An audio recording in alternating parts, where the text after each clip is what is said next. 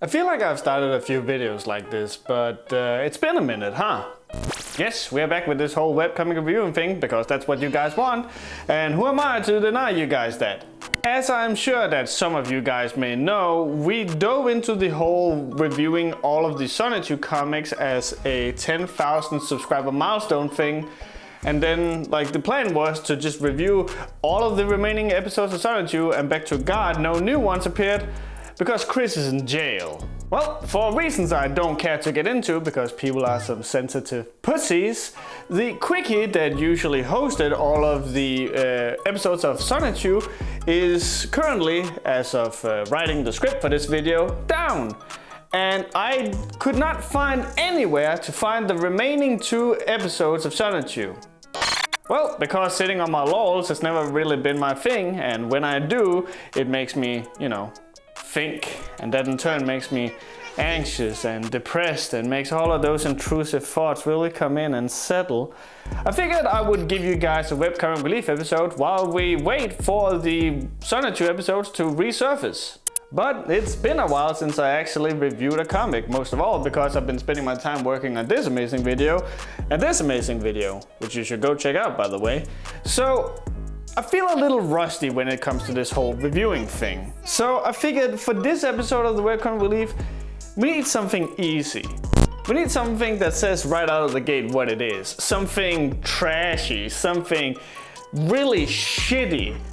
But where can we find something that is shitty? Where can we always go to find terrible, shitty webcomics? The cat box. But wait, flashback.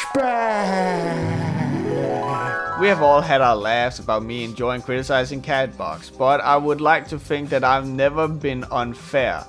Credit where it's due and all that. And so because of this, even though I was intent on reviewing a Catbox comic this time around, we won't be doing that. I feel it's kinda unfair to go and review any of their comics when their site is in such disrepair, even if it's been like this since the end of 2018. But yeah, because of this, I went on to look for a different comic, and that's where you guys on the... That's right, last time we tried to dive into the Catbox, their site was shitting the bed.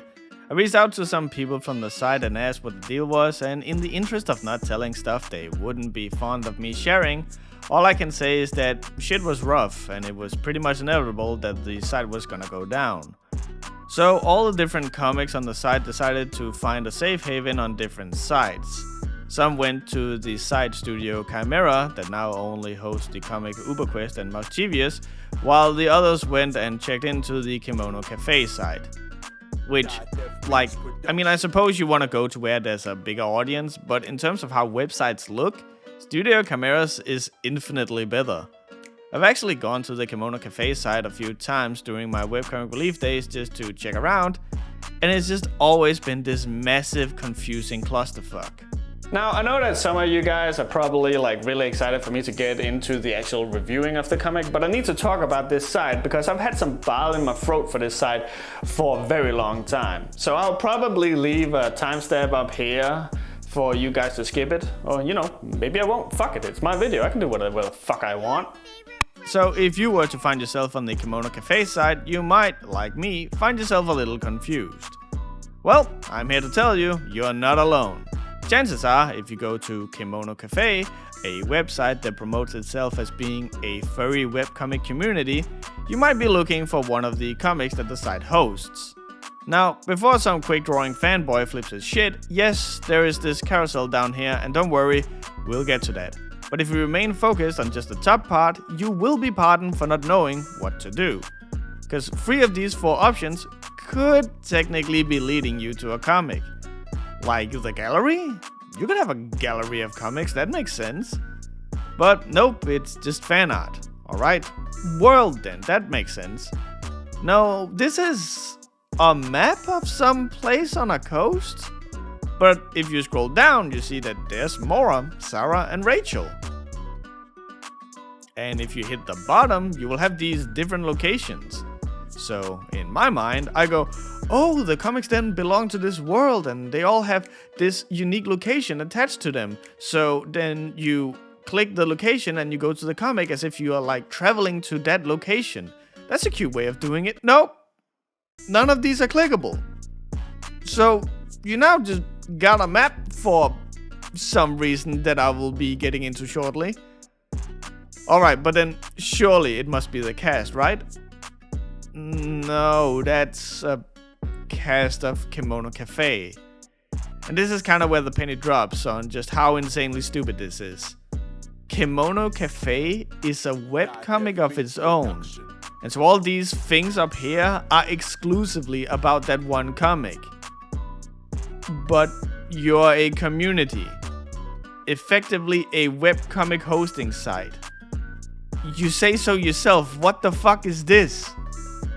Also, a funny little tidbit, but if you're on any of these places here, then you can go fuck yourself, because there's no way for you to return to the front page. I mean, like, I guess you would expect that you could click this big thing up here. I thought so too, but no, that takes you to their Patreon, even though they have a fucking Patreon button right fucking here. So, I guess we're just fucking stuck here. There's no way to return back to the front page. I guess I'll see you guys at the next webcomic release. Alright, so we're back to the front page and just, goddamn is this annoying to look at. Like, I get it, there's some nice ideas here. See, you got Sandy down here who will give you a quick elevator pitch about every comic you scroll over in this carousel up here. And she is animated too, it's really cute. She even seems to react to the different comics in unique ways, and I just gotta say, she doesn't really seem to enjoy knighthood or knuckle up. She looks like she's just finished taking crack. Anyway, as I'm sure we've covered before when making websites, the end goal in almost all user experience is getting the user to the thing they want in as few clicks as possible. In this case, it's a roll of the dice. Cause you see, whatever the comic page will land on in the carousel is random. And surely that might not seem to be a big issue to you, but all these other comics are grayed out, so you might think you can't click them, but you can. But also, like in this example here, I can't see the Catbox Inn, which is where they're now hosting all of the remaining Catbox comics. This is why I default to a library or an archive up in the top bar, so I can just have a nice and easy to read index of all the comics on the site. But it is nowhere to be found. You have to play by this site's rules. And again, it's really cute, don't get me wrong, but it's not intuitive at all. It's not super complicated, don't get me wrong, but my first instinct is not to browse the comics on the site by either clicking the arrows out here that looks like they're just part of the page's design, or by dragging the images in the carousel from side to side. Again, I know what you're going for, but this is not intuitive at all, it's just annoying. If we continue down the site, and oh yes, we're continuing this shit, I don't care.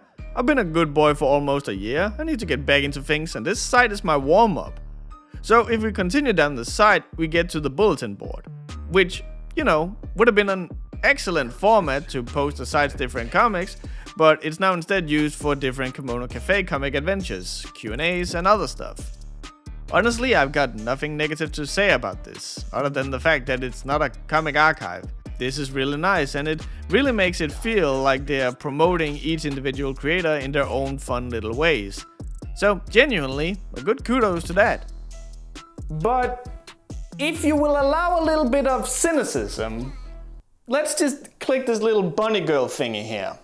So, when I recently went and checked on this site, I was greeted by this tweet here over on the side. Looking for some sweet animations by Avencry? Then you're in luck thanks to Pinterest. Time for some stellar videos. And then I saw this video.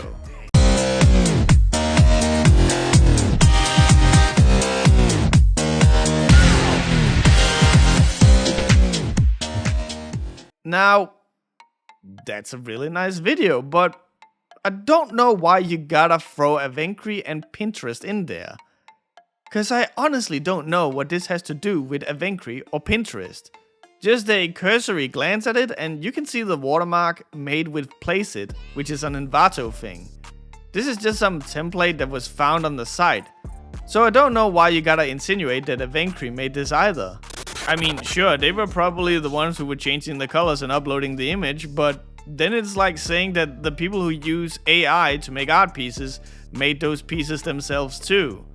And yeah, if you click on that bunny girl video spotlight thing too, you will see, well, tons of GIFs made by, you guessed it, Placeit as well. I mean, it's fine, this is after all what the site is for, to make videos like this accessible to people who don't know how to make them themselves. But you guys are artists, surely you must know how much credit means to people. So why is Placeit not mentioned a single time in this blog? Why is it not mentioned a single time in your tweet? Why does your tweet read it like it was Avencry who made these videos, when it clearly wasn't? My intro and outro both started out as templates that I bought from Envato Elements. But the key difference here is that when you pay for these kinds of things, what you're essentially doing is that you're buying the right to use it without having to credit the original creator whenever you show it. As a graphic designer, this comes up a ton of times because you don't really just charge whatever time you put into a product. You charge for the right for the company to use whatever graphic stuff that you have made for them without having to constantly credit you for it. Besides that, I have spent many hours changing things in both my intro and the outro template that I initially bought to turn it into what you see today. They are effectively indistinguishable from the template that you buy. So then when we look at what they have done with this whole Placeit thing, all they've really done is that they have changed the picture and the colors, effectively just using the tools that the site gives you. This is, in the video industry, as close to tracing as you can come. Anyway, back to the site, and there's only 3 more things to check out. Let's try more stories. Maybe this is some kind of comic archive. Nope, just more Kimono Cafe stuff.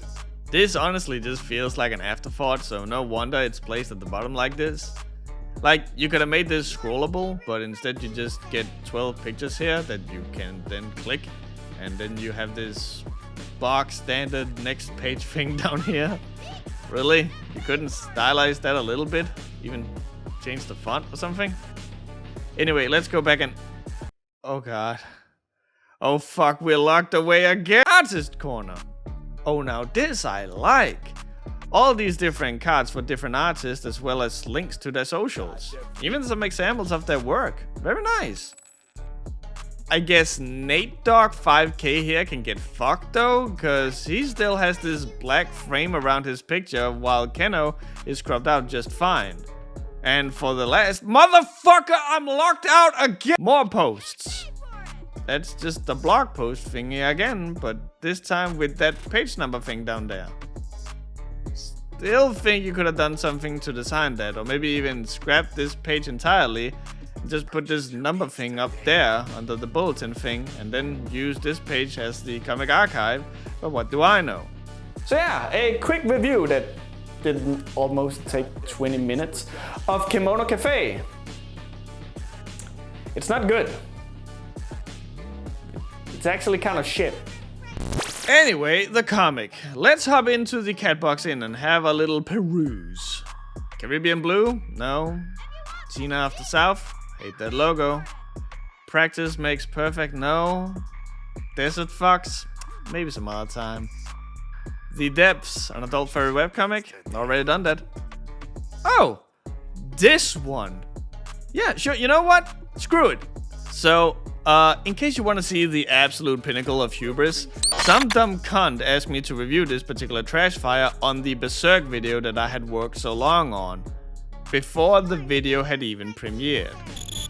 You know that whole video I posted about me feeling hurt that people just saw me as a content machine, and then this absolute binlet decided now would be a good time to ask me to review a piece of shit comic before the video is even live. Now, for full transparency's sake, I believe this guy, who I will not name, is in some shape or form related to the comic, as I'm having a hard time believing anyone would actually ask for me to review something this poor, and especially because he took the time to add emoticons and shit, which I feel you only really do when you want to promote a comic. Like, you don't ask me to review Las Lindas and then add cow and cat emoticons or whatever, unless you're used to doing that for promotional purposes. And if it isn't one of the people who are actually involved with the comic and actually just a fan, well, then they just got shitty taste. Ladies and gentlemen, we are back with the Webcomic Relief, this time taking a look at Draconia Chronicles.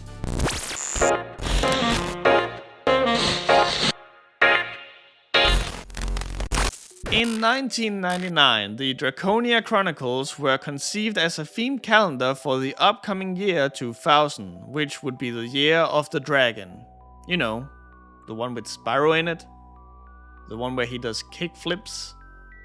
The next year, a follow-up was produced, even though it was no longer the year of the dragon, so, you know, the genius kind of just fell off retroactively.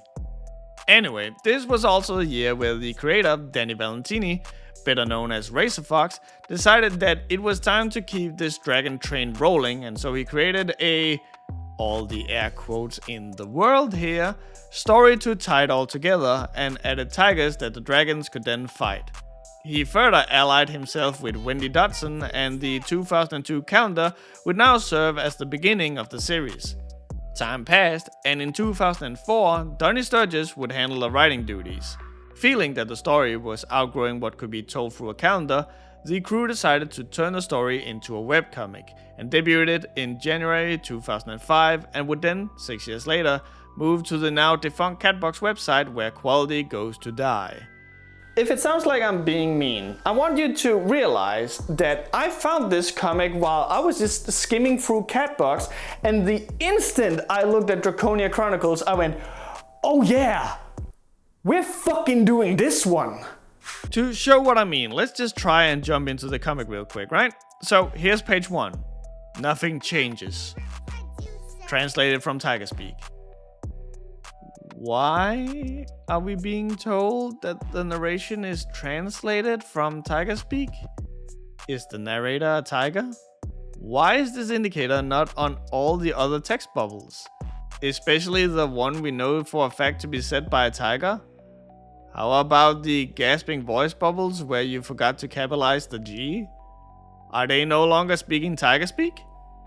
Anyway, the tiger people find some scriptures, and despite this seemingly being a big important deal, much more time is spent ham-fisting dialogue in that this tiger here, Scythe, is close friends with the princess here. Literally all we're being told is this Shirite claw is going to be a chance to win the war they're finding themselves in, and that's it. Also, are you okay, ma'am? What's wrong with your face? Meanwhile, the dragon seems to have found a scroll that will help them find something called an obsidian egg. While I appreciate that there's this balance with how when the tigers experience something similar happens with the dragons, so you kinda get this nice ebb and flow, I need to stress that these two MacGuffins could not be worse introduced and even worse handled, but we'll get into that later. So this dragon, Ishira, flies down to get someone called Electra. Now, you would think this would be the lady that Ishira is going to pick up, considering that she's so prominent in the foreground, but no, it's this random lady here. She's not in any of the former 5 frames, and her introduction is this small panel down here. Ishira, on the other hand, gets this big full body, which is fucking dumb because she never shows up again after this. Also, what is wrong with your face? So Electra goes to talk with the queen about this quest on going out to find this obsidian egg, and what's wrong with your face? And Electra haggles with the queen and does a piss poor job at it, because she's offered her normal rate, then raises it, and then proceeds to take on even more in the deal by transporting this beat up dragon. Like, congratulations Electra, you now got a bigger reward but for more work. Fucking miss out of the deal over here. Fucking stonks looking ass. Anyway, this lady here wanted to get her hands on some bad dragon cum and attempted to try and get an egg to hatch, which is not how that works. And don't worry, I know it says magic elixir, but trust me, this is Draconcom. Which, to be fair, is probably the weirdest assurance I've ever had to give. Anyway, doing this without the Queen's permission is against the law, and so Electra is to carry the girl off into Tiger territory and leave her there. Why she doesn't just kill her or lock her up, I don't know, but this story is so fucking stupid it makes me ponder why God has blighted me like this, so let's just move on. We move on to the Tiger territories where this lady, oh my god, what's wrong with your face? is getting together with the princess. Also, this fox chick here was apparently also doing double dealings with the Dragon Queen, but as we'll get into in the art talk, all of these character designs are so fucking awful that it's damn near impossible to tell who's who. Also, what are you doing? At first it looks like she's pushing the back of her hand in between her breasts. Is this how y'all greet each other? Anyway, after some cheesecake we move on to the motley crew who's going to get the fang, and once again we get a sign of how terrible the art is. They hear something snap, but nothing gives an idea of where it comes from. The camera is constantly pointing towards these characters' fronts. Move it behind them so we can see what they're looking at. At no point do we see it. We can tell by them all facing the same way, they are all very much aware where the sound comes from, but we're not being shown it. Is there a person there? Is something being hidden by darkness? Is Solid Snake in a cardboard box moving around over there? Like, what the fuck? Oh, but I could just use the background and assume they're looking at a bush, right? Well, I could, but then I also have to accept that they're in the middle of a massive clearing, and whoever made the sound before, I assume, has somehow managed to circle her ass around the group so she can ambush them. We are then introduced to how dogshit the comic's pacing is, with Tamsin, the one who ambushed them, being told to fuck off, but she wants to join, so she asks Side for her blessings, and in a heartbeat, Side gives it to her. I love how we're supposed to consider Side smart and a good leader, but where the hell are the frames of her considering it? Looking at Tam's sister, who clearly didn't want her to be there, to show she's taking her thoughts into consideration. It's literally just, can I come? No. Can I? Okay. Seriously, imagine being the comic that had to follow up me just gushing about the brilliance of Berserk. I mean, it was going to be a travesty no matter what, but at least an effort could have been made. We move back to the dragons, who are introducing me to something that if I had hair I would have clawed it out, which is how they are pissing and moaning about having to walk because they're transporting this prisoner girl, Gaia. Why don't they just fly? I legit pondered this for the longest time, and I still have no answers. So many issues of their trip could be solved if they just flew. They kinda indicate that there are chains that drain the dragons of their magical powers, but they're apparently so strong that even being near them drains even people not wearing them of their powers too. And we can see clearly here that Electra is able to use her electro power on her just fine. Also, it wouldn't be a power to fly. The wings are there because you flap them to fly, surely. It wasn't until my second read through that I saw that Gaia had these things in her wings, which... why? If you already got her chained up, how's her flying going to be any different than her walking? And if it's such a bother, why don't you just carry her? We see clearly later that you can totally fly while carrying someone. Anyway, they come across this lady who's laying in the mud, and if you want to know who that is, you can go and LD4 from existence, cause if we look down here, in the corner it says, writer's note, this event takes place just prior to the 2005 Draconia calendar, Dandy Dawn. Ladies and gentlemen, we have officially found the thing worse than go read the wiki. Go look, I guess, at the calendar for the lore? This is going to be a weird analogy, but reviewing this comic is almost like those boss rushes that you see in video games, where at the end you fight every boss that you have already fought up till now. Only here, it is every complaint I've had about a comic just thrown into one comic. So, skipping along, we move back to the tigers who are looking at this terrible, horrible battle. Or, well, I guess it's not that terrible. This chick here seems to be loving it. She's having the time of her life. Anyway, they find a mountain that they have to scale, and a weird amount of time is being spent on showing us the tigers all clearing a jump. It doesn't really add anything. We don't get any wiser about the characters. We're not being told anything about the world. If anything, it just serves to infuriate us, cause this brick shit house apparently falls off the side of a cliff, but we are neither shown nor told it. It literally happens off frame, and then the next page they're helping her up. The conveyance of this comic is a marvel in ineptitude. Back at the Dragons, they too are scaling a mountain, and this is where I will give one of my few kudos to the comic. I like that it was never outright stated that they were going to the same mountain, but you can tell as time goes on that it is, due to the weather, and the jumping back and forth. Whatever compliments I have for this comic are however overshadowed by, well, a shadow. Specifically this one, where this cloaked figure is gonking Electra on the head with a rock. And I was honestly very curious who it was. Was it another prisoner? No, it's fucking Gaia. You know, the one who was being helped up here? You never see her get up before the chick who was pushing her from underneath is about to fall down and is being held by Electra. Also, why is she cloaked in shadow? It's never treated as a mystery who it was that hit Electra. It's not this big impactful moment because Electra just kind of walks the bump off and then proceeds to wreck Gaia into a wall. And I guess she must have really just beaten the shit out of her, because she starts going on this massive flashback which is narrated all the way through. And at first I thought it was for our purpose, but no. For 10 pages straight, uninterrupted, this bitch is apparently saying all of this to her captors, who don't at any point stop her, question her, or interrupt her, no matter how colorful and fantastical guys explain her story, nor the big revelations she tells. We never see the others react to the revelations her story tells, nor the hardships Gaia had to endure.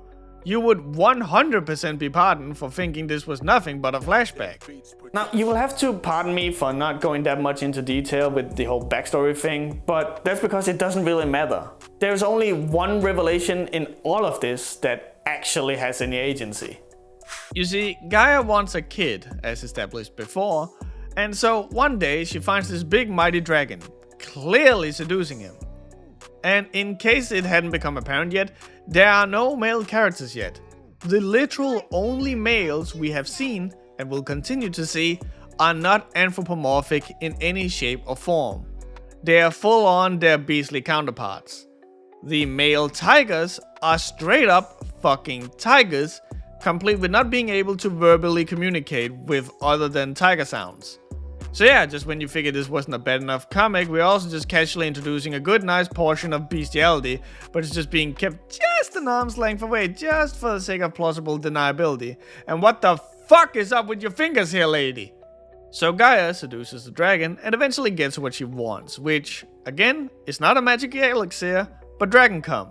Cause if the whole thing of her seducing the dragon wasn't enough, she even says here, I slipped in undetected and proceeded to fertilize one of my eggs. How does that even work? If you already have the egg out, the fuck will covering it in cum do? Anyway, I had originally written in my script that we should continue to not make me lose any more brain cells, but then I realized what was coming up, and I realized that, yeah, those brain cells are going bye-bye anyway. Because now we are back to the tigers taking a bath and these two are licking each other. So I go, in my benevolent, chance-giving light, oh, they're probably washing each other like how cats do, right? That's a funny little quirk. Except literally no one else washes themselves like this. It's a Catbox comic, I know. What did I expect? Logic be damned, as long as some sad schmuck can get their rocks off. Anyway, the tigers make it into a cabin in hopes to find the Shirite claw at the end of it, but what they find is this. I don't know why it's given such gravitas, cause I don't know what I'm looking at. A bunch of rocks piled on top of each other? Now, keep in mind, you know that there's supposed to be a claw here, cause I told you that, cause I read ahead. But when reading this yourself, they just kinda stop up in front of this thing and drama ensues, cause the claw's not there. We, the audience, at this point have not in any shape or form been primed to expect there to be a claw there. We don't know what the revelation means, because we don't know what to expect, nor do we know what is actually being revealed. At first I thought it was a cairn, you know, one of those waypoints Vikings would make, but apparently I don't have super fucking Batman detective mode vision like Siu here, who's able to look at this and go, and I quote, "Whoever did this, I'd say they were in a hurry to fool someone." It's a pile of fucking rocks, lady. And you're able to determine fucking motive from this? Anyway, this, 47 pages in, is when we finally get some drama. Cause Side was suspicious that the princess was setting them up with this whole thing, which doesn't even begin to make sense, but don't worry, it gets worse and I'll explain how later. So the tigers move outside and they bump into the dragons. A battle breaks out and it starts pouring down. Now, this isn't the worst effect ever, but let me just...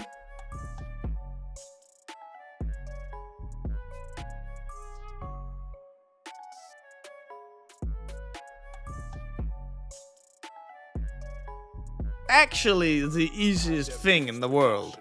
So they fight, and this is just where the art decides to do a double backflip straight into traffic, because it does not flow at all, and it is not aided in any way by the fact that the rain makes the nuances between the light and dark colors much less distinct.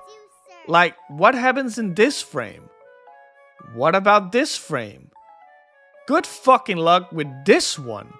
Like, it's so confusing, and that's just distinguishing one thing from the other. Then there's the whole flow of the fight. It constantly changes directions. A character will fly to the right and then suddenly they'll be going left, despite the entire point being that they are unable to change their trajectory. Everything is crammed into these small frames, so you'll sometimes get close-ups of things you don't even know what is, cause you lack the rest of the picture to see what it actually belongs to. And most stunning of all is that despite this supposed to be a dirty, gritty brawl where people literally die, there's still time to crack silly jokes and dumb one-liners. Battle scenes are hard to do, but this comic honestly feels like it's doing its hardest to sabotage itself. Anyway, Gaia watches all this unfold and decides it's time to peace out. The other dragon wishes to stop her for some reason, despite Electra literally saying they should let Gaia go here, especially because they're in tiger territory. Side ends up getting pushed over to Gaia where he grabs her and holds her hostage. And then immediately cuts her head off. First of all, this is fucking stupid. If you're holding a hostage, maybe don't immediately kill your one and fucking only bargaining chip, you absolute dunce. I saw someone in the comments try and be super special ops smart soldier guy going, "Oh yeah, but if the enemy doesn't care, then it's smart to get rid of the hostage." But it's specifically pointed out that the tigers and dragons don't speak the same language. How the fuck does Side know that the dragon doesn't care? Second, do you now understand why I didn't go into the guy's story? It didn't fucking matter. She just gets decapitated like a punk without any sort of conclusion one way or the other to her story. And thirdly, you just gotta love the absolute failed attempt on trying to be deep and artsy by making the blood the only colored thing like it's fucking Schindler's List. First of all, it looks like shit being all the same color, and it's not like we haven't seen blood before. That was not given any color. Why is she different? What importance and significance did she have? What about Serena? This is so obviously just an attempt on wishing to be deep, but not knowing what the fuck it's supposed to mean. Anyway, the fight just kinda stops with every dragon being knocked the fuck out, and despite Side bringing up the point that they need to get out of there before the dragons wake up, they still have the fucking time to dig Serena a huge fucking grave and mourn her before finally leaving. You ever dug a fucking hole, my guy? Especially one big enough to put a body in? In the fucking rain? That shit takes time. Anyway, they say their goodbyes and eventually leave. Just completely ignoring the dragons that killed their friend. They're just over there sleeping it off. The comic clearly wants to show the grittiness of war. Why else would we see the shot earlier where everyone were just fucking dying? And despite of that, We don't see how any of these people are angry at Serena's death. None of them want to retaliate and thus feed the insatiable war machine. No, they just leave. And then the chapter ends. Now, I've been saving this punchline for a while. You wanna know what the wildest thing about this entire thing is? It didn't fucking matter! Electra, gone. Gaia's egg, fucked off. The dragon she laid with, yeeted out of the story. Only really shows up in weird Valentine comics. That whole part with the princess clearly leading Side and her team straight into a trap, not brought up ever again. Heck, there's not even a fallout of the entire fucking scenario because the comic goes straight into spending, I shit you not, over 100 pages on suddenly being a doomsday event comic where volcano erupts and we then see the tigers and the dragons dealing with that shit. There's no war, no follow-up to what was just established. The obsidian egg? The Shirite claw? Who gives a fuck? There will be offhand comments about this whole incident, but you will never find out what the Shirite claw was, nor why the tigers wanted it. Same thing goes for the obsidian egg. All of the characters, all of the events, all of the terms are just shoved off to the side, only to be brought up in passing for more than 500 pages. All of this entire recap I have just given you, did not matter and was a complete waste of time. You know, it's so fucked up. I was so caught up with all of this bad shit. There was so much bad shit that I completely forgot to probably address the fact that the comic has actual fucking bestiality in it. So yeah, all the characters in this comic are females and the men, the men are animals. Now, I guess if I have to be the most lenient bald motherfucker on God's green earth, I can give the dragons a pass, cause at least the male dragons can verbally communicate and through that, consent. But the tigers, as mentioned before, they're just fucking tigers. There's nothing anthropomorphized about them. They don't have thoughts, they can't verbally communicate, they walk on all fours, like they're just straight up fucking tigers. Not magical tigers, not fantasy tigers, not special tigers in any way. They're just fucking regular ass striped tigers. I guess the female tigers can understand them, but there's a specific endeavor done to make it so the tigers are fucking animals communicating through tiger noises. This is a deliberate choice to make them more like animals and less like people, so you cannot tell me that there isn't a fucking bestiality angle to this. And if anyone is going to come at me and be all Suyat and Dao, see what I did there? And be like, oh no, you're reading too much into it. Then you fucking explain to me why there's deliberate choices in this comic to both tell me and show me these actual fucking tigers straight up plowing these girls. You sick fucks. The writing is so piss poor it cannot be overstated.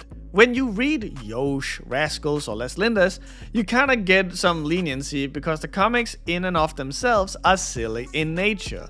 You don't deal with serious stuff. You have a dumb cow lady trying to manage a farm, you have a sad self-insert trying to score with a hot furry chick, and you got a different sad self-insert trying to score with a hot furry chick, only this time they go Super Saiyan.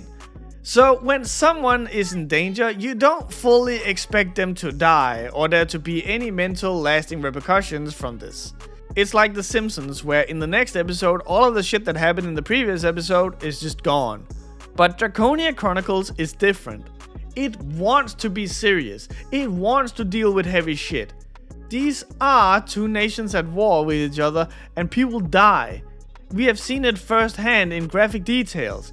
But the writers are clearly not good enough to deal with serious stuff.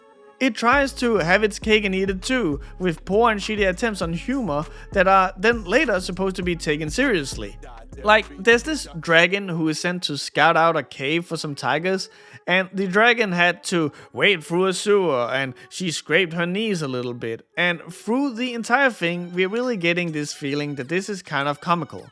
That this lady is going through all of this bad shit because her superior told her to. She keeps mentally bitching about, oh, when I get out of here, Red is gonna get such a whooping.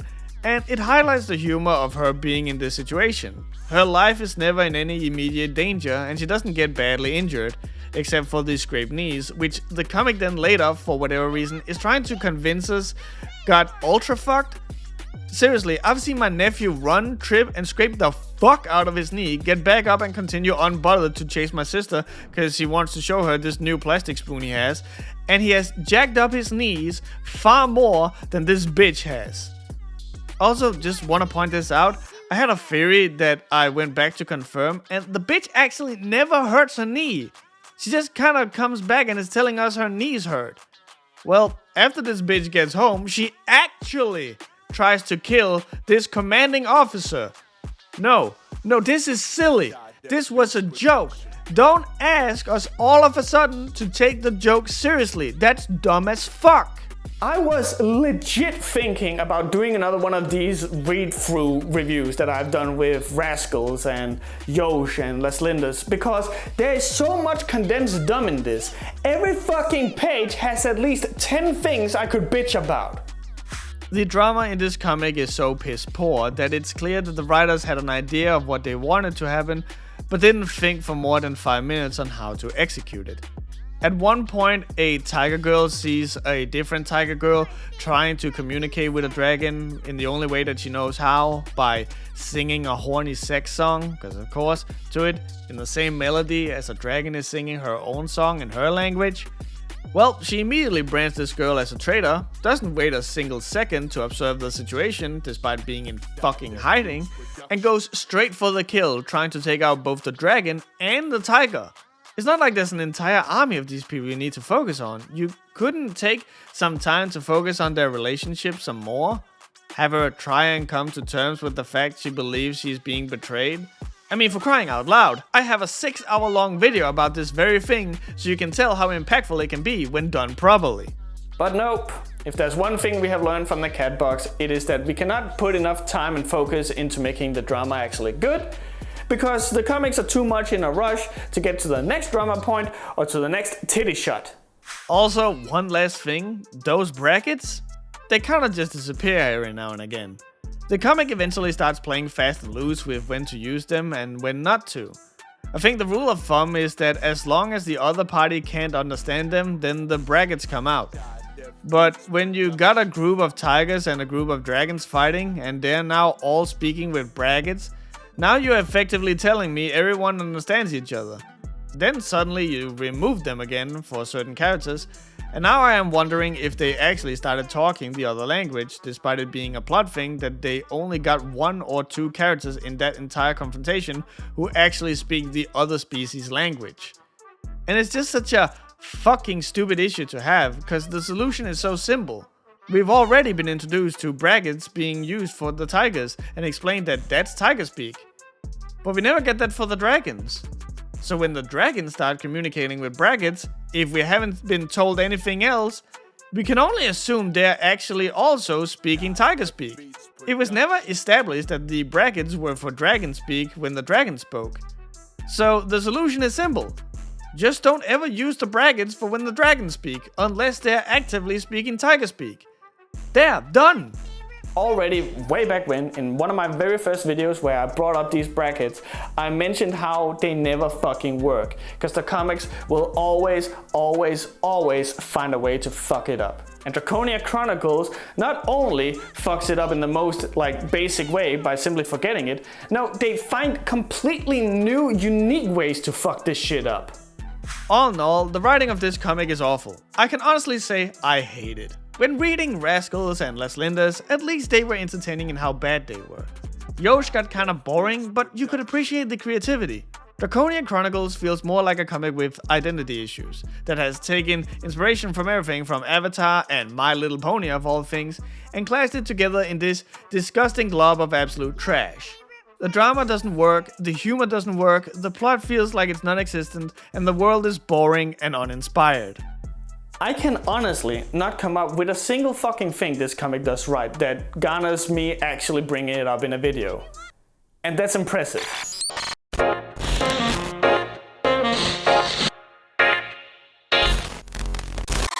When you look at Draconia Chronicles, it's very evident that the artist has an affinity for manga and its art style, complete with its tropes and everything that the style brings with it.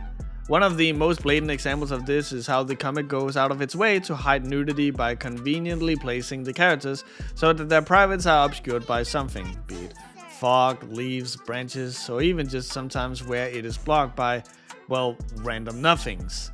It's definitely with the art that you can tell the main focus was, but be that as it may, the comic's art still leaves a lot to be desired and is hopelessly uninspired. The comic kinda had multiple opportunities to flex some creativity, and then did nothing with it. I want you to take this next part here with a grain of salt, as we have multiple times already established that I am not the greatest at discerning different characters. I won't say it's to the point where it's been an actual problem, but in the interest of fairness, I want to point out that that is indeed an issue I sometimes have. Well, that issue was in full swing with this comic. Every fucking character looks the same. Seriously, there's a moment where we're following a bunch of tigers and I could for the fucking life of me not discern who was who.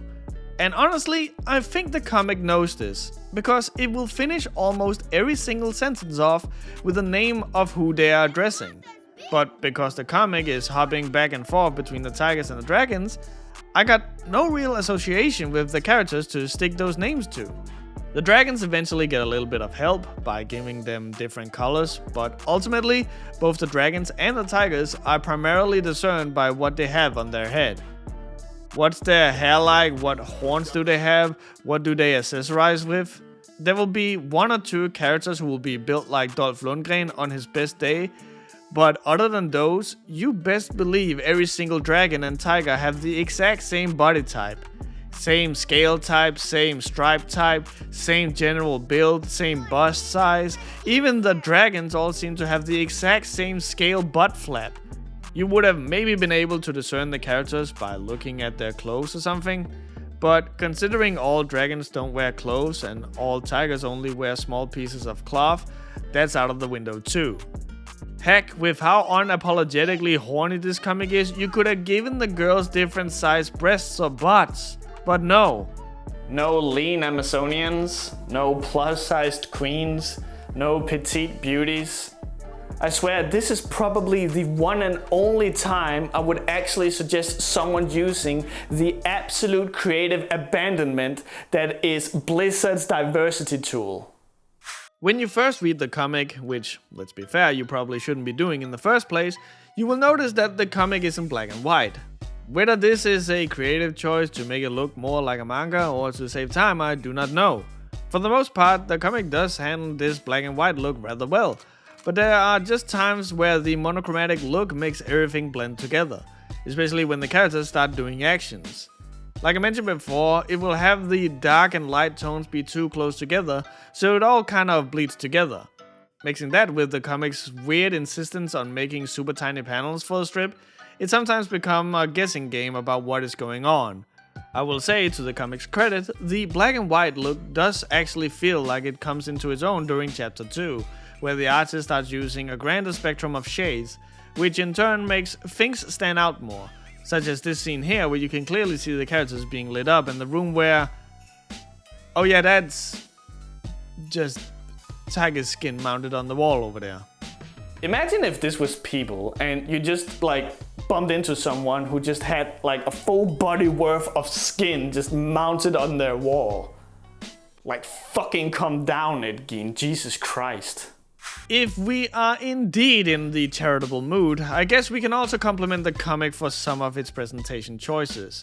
This does, however, come with the caveat that there are far more swings and misses than there are hits, but there are times where you can tell that the artist clearly had an idea and wanted to execute it.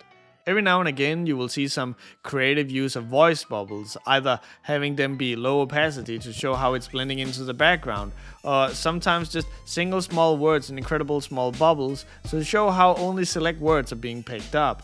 So it's kind of well done in some places, but that just makes you wonder why there are these advanced things that the comic can do rather well, and then completely fuck up the most basic things.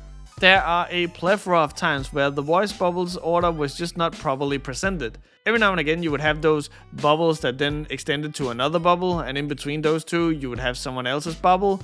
Obviously you would think that the second person is answering, or at the very least having a conversation with the first person, but no, they're actually having their completely own conversation about something. I get that there are no exact science when it comes to voice bubble, but there are several good rules of thumbs. And I guess with Draconia Chronicles, neither the tigers nor the dragons seems to have some of these.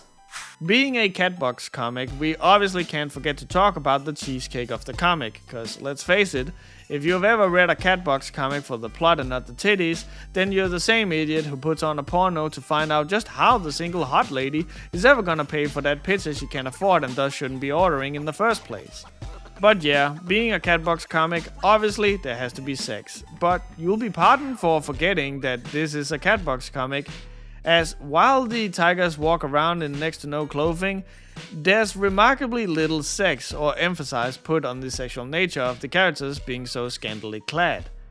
That's until the comic seems to remember that there needs to be some TNA, and then it'll kind of just go from 0 to 100 and start jamming sexual stuff in your face like, dude, if you do that again, I'm gonna punch you. I'm not kidding. It is incredibly distracting because the comic constantly lulls you into this feeling that this is not the type of comic that deals with sexual stuff.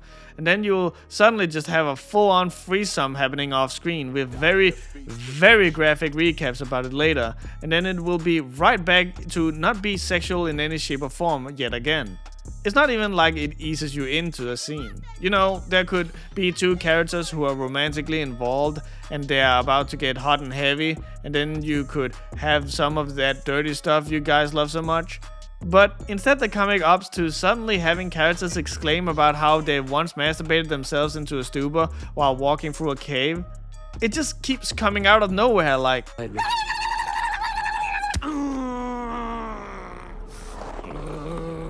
Dude, I warned you. I said I was gonna do that if you did that again. And even when it does happen... Okay, so... When you have, say, Mora trying to be hot, you can kind of just squint a little. And suddenly she's no longer a cow. And then what you'll be left with is a dummy, thick, horrible woman with big tits. So you can kind of go... Yeah, okay, I can hypothetically be attracted to that. Like there is a pretty character hidden away under the whole animal that breaks the law and is a horrible Mary Sue thing. But then you have all of the characters from Draconia Chronicles and you get none of that. Probably because all the characters look the same. Every tiger just looks off and boring. There's nothing attractive about them. So when they start trying to be all sexy and flirtatious, it's like watching Mickey Mouse trying to be hot. They're both equally exciting to look at, and by that I mean not at all. And normally, I wouldn't have an issue with this.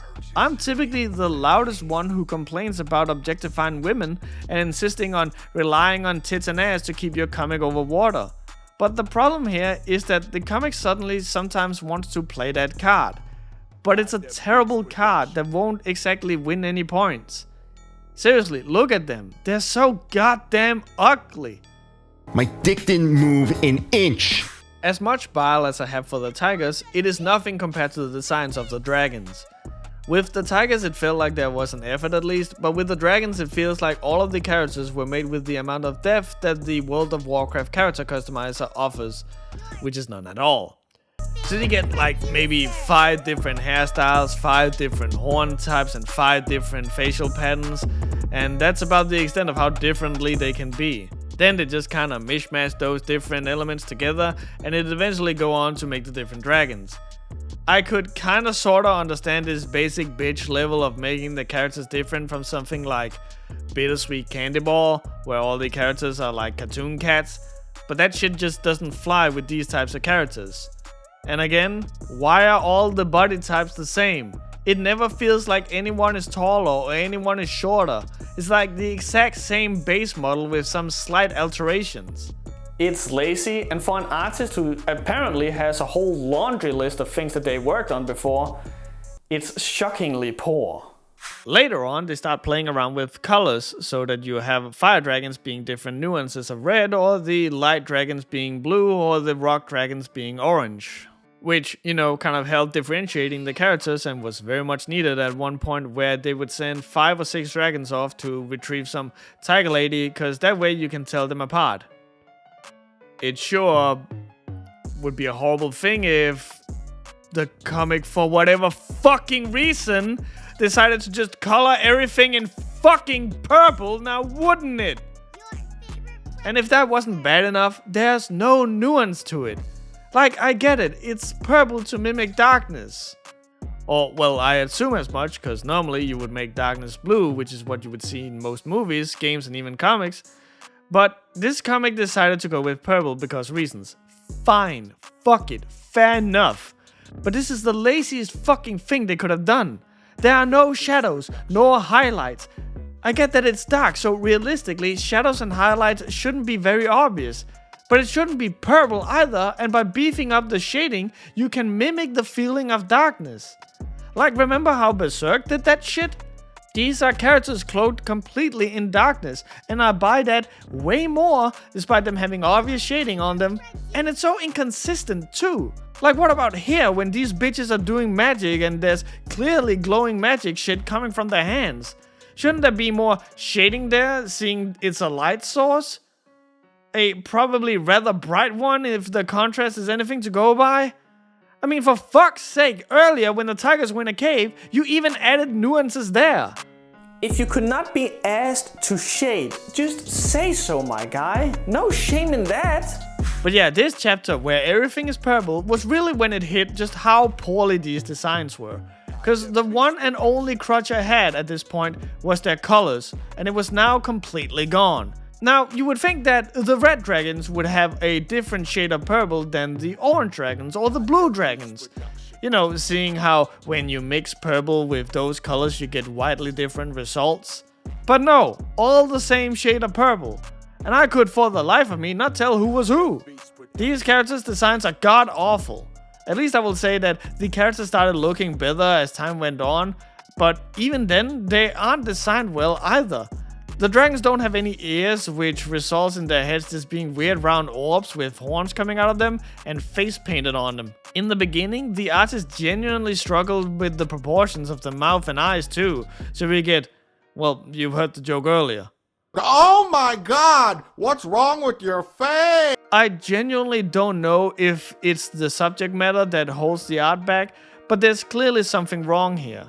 Danny clearly has some ideas every now and again, and they are way above the rest.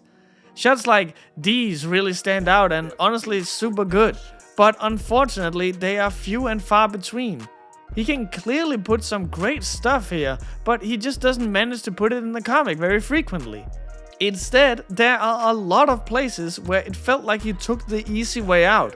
The samey character designs, the uninspired settings, and just the lack of nuances in general, where he just chose to use a single solid color instead of adding depth to it. It's lazy and boring, which I suppose is a perfect fit for this comic. If you had to read Draconia Chronicles, and you shouldn't, but let's say that you had to, like you were held at gunpoint and you had to read a terrible webcomic, and you happen to find Draconia Chronicles, then if there was one thing that you should read this comic for, it's these little nuggets of creativity. You know what they say? Even a busted clock is right twice a day.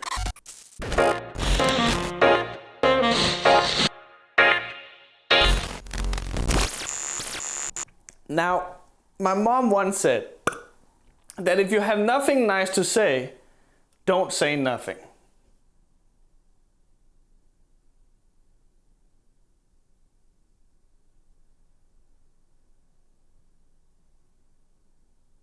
Yeah, I'm gonna make this short and simple. These characters are bad. I can't even give any constructive criticism about them. They're just bad. There are remarkably few characters I can pick from the rest of the cast, and the ones I can, I fucking hate.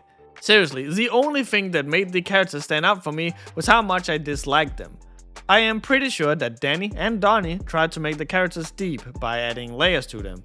So instead of having characters be a one-note character, they would deviate from that pre-established character every now and again. That's a good idea in theory, but the problem is that because you flip-flop so frequently between the tigers and the dragons, and when you return to either, it's oftentimes a new group of characters you follow, You don't get to set up those characters enough for you to understand that the deviation from their character is just part of the character's depth and not a whole new persona. Like, remember that character I mentioned before, the one who allegedly fucked up her knees somehow?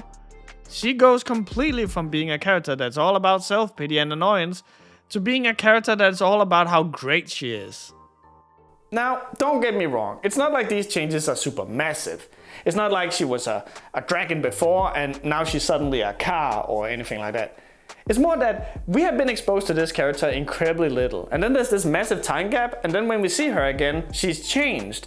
So these small little changes just makes it like she might as well be a completely different character. Plus, if her knees are anything to go by, the comic has already established that it's not above going, no, she was always like this, fuck what you remember.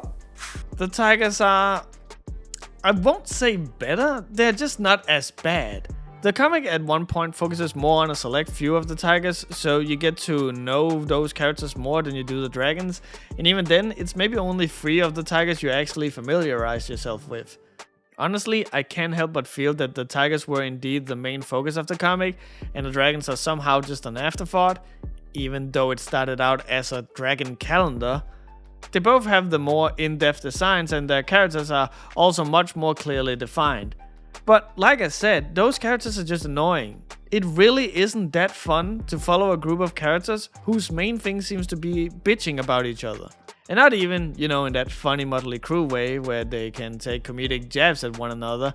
No, this is more akin to being on a road trip and they're the annoying younger sibling who keeps asking whether we're there yet or not, or demands snacks. Oh, and there's this dumb cunt who's so insistent on wanting to kill herself that, honestly, it became more comedic than sad. I just wanted to point that out because I made a note when reading this comic, as it was the only time when reading this that I felt any other emotion than boredom or spite.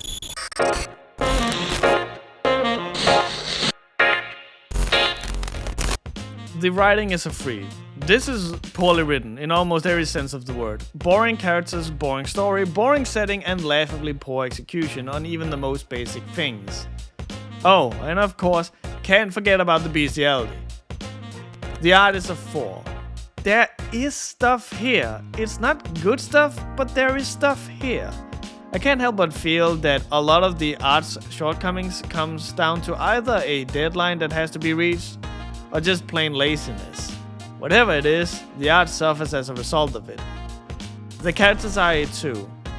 The literal only reason why this isn't a 1 is because some characters actually have characteristics. Maybe not consistent or good, but they have them. These characters hurt me worse than any insult ever could. All in all, this comic is a 3. Even for a Catbox comic, this comic finds new ways to disappoint. It's not funny, it's not interesting, it's not goofy, it just exists.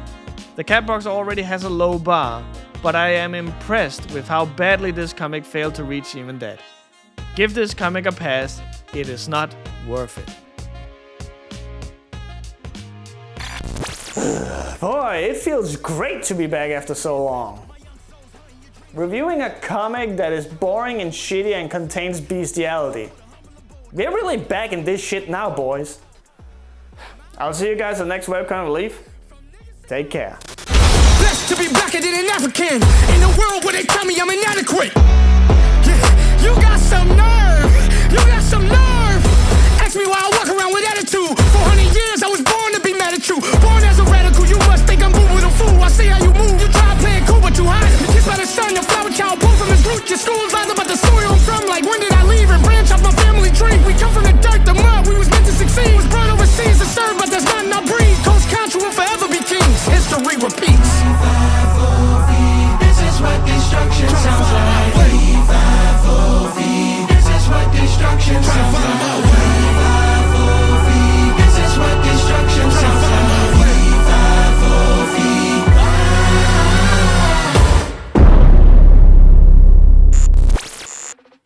Hello. So what's this? A new webcomic relief episode? It's been a while, huh?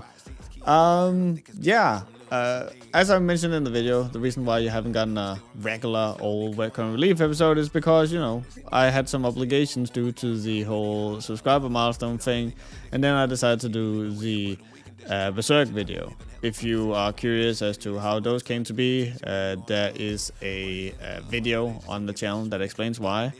But yeah, now we're back, and it feels good to be back in some way.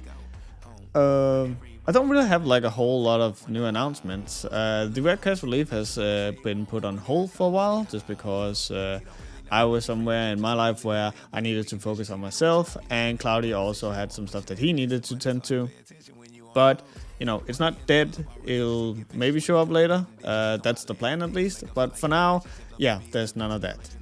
So, let me not take too much of your time. Let's just jump right into the patrons who helped sponsoring this episode. Amocin. If you have watched this show for long enough, you will have heard me butcher the name Amocin because it's actually pronounced Amocin. And Amocin is the one who has brought you the great adult webcomic Druids taking place in the Warcraft universe. They have now finished that comic, discarded the Warcraft setting, thank God, and set sails towards a new comic called Skylords. Nicholas Knudson. Nicholas hasn't gotten back to me about what it is that he wants me to push, so for now, just know that he's a really cool dude. Rojaru. Rojaru doesn't have anything he wants me to push either, so just know that he's a cool guy. Sebastian Venborg. Sebastian wants me to push the Twitter account called Curious Zelda, which has a rich plethora of cute and funny cat images. He doesn't own the account or anything, but he just likes cats, so if you do too, go check it out. Caesar. Caesar wants me to push Sakiti, who does a lot of cool art with a very unique style and with dirt cheap prices. So if you want to give someone some art or get some done yourself, why not check out Sakiti? The link will be in the description. Hitori the artist. Hitori wants me to push a friend of his Patreon they just started, in which they want to fund their webcomic that has for unfortunate reasons been halted in the middle of it all. You can read more about it on their Patreon, and it really seems like they really want to work on this comic. So if you want to help, go check it out. Hugo Junstrand. It's freaking time, my guy. My boy Hugo has finally announced his original series called Torchdrop. It's a fantasy story where animals steal body parts from other species. It's still being produced, but you can check out the trailer in the description and see the amazing stuff Hugo has in store for you. Luke McKay. Luke McKay, that we all know and love from his Rooster Teeth comics and Balls to That, is currently working on comics for D&D Beyond and has now taken over doing comics for the Idle Champions of the Forgotten Realms game at codenameentertainment.com. So go check it out. Marshall Starr. Marshall Starr, or DR as we call him, wants to push his webcomic called Marshall Starr. If you want some good old sci-fi mixed with western, presented with some banging art, then this is the comic for you. Why Not Warrior?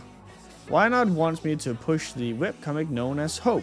The comic is about superheroes that gets into trouble and who has to save the universe from an evil empire only known as Spade. When the young girl Raylan gets targeted by this evil empire, she joins forces with her friends to take them down and save the galaxy. And of course, let's not forget to mention all of these lovely people right here.